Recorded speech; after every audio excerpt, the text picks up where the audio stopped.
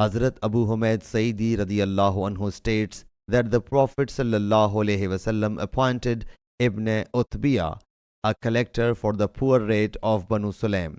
So when he came back to Allah's Apostle sallallahu alaihi wasallam and details were asked, he said, "This wealth is yours and this has been given to me as a gift." Allah's Apostle sallallahu alaihi wasallam thereupon said, "Why did you not stay in your father's and mother's house until your gifts reached you? If you are true," Allah's Apostle sallallahu alaihi wasallam then got up, delivered the sermon to the people.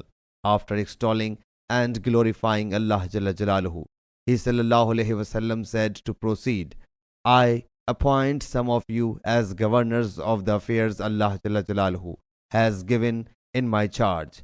So one of you comes and says, 'It is your wealth and it has been gifted to me.' Why did not he stay in his father's and mother's house and the gift reached him? If he is true, by Allah Jalla Jalaluhu, none of you take anything of this wealth." Hisham says, "Without a legal right, but he will come to Allah Jalla Jalaluhu carrying it on the resurrection day. A camel will be rumbling, a cow will be blowing, and a goat will be bleating."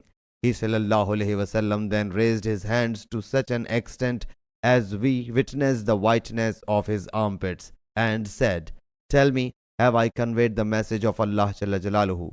Sahih Bukhari Hadith number 7197.